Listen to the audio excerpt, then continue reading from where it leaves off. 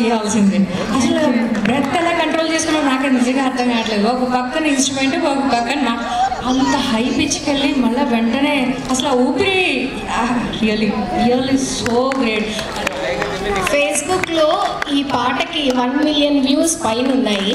తెలియని వాళ్ళకి శ్రీలలిత గారిని ఫేస్బుక్ మీ ఐడి కానీ అండ్ శ్రీలలిత గుడిపాటి అని ఉంటుంది. అండ్ ఆల్సో యూట్యూబ్లో కూడా ఆల్మోస్ట్ 20 million వ్యూస్ క్రాస్ అయింది ఈ పాట. 20 million వ్యూస్.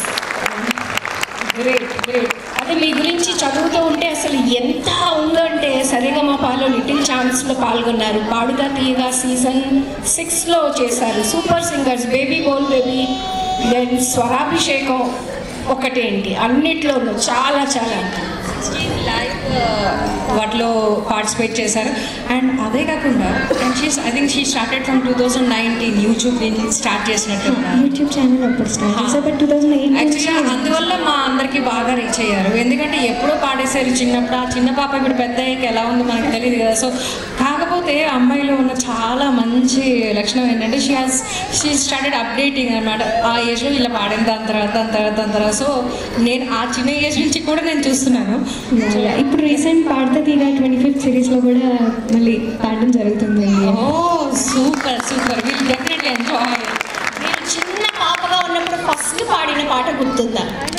గుర్తుంది. లింగాష్టకం. అంటే అది మా అమ్మగారు చిన్నప్పుడు పూజ చేస్తూ నాకు అంటే ఆవిడ పాడుతుంటే నేను కూడా విని పాడాను అనమాట. అలా ఆవిడ గ్రహించి ఎంకరేజ్ చేయడం మొదలుపెట్టారు. బట్ నేను టీవీలో పాడిన పాట అయితే మనసా తుల్లి పడకే అనే పాట నేర్పించారు. Super. Yeah yeah. Okay, thank you అండి. Thank you so much.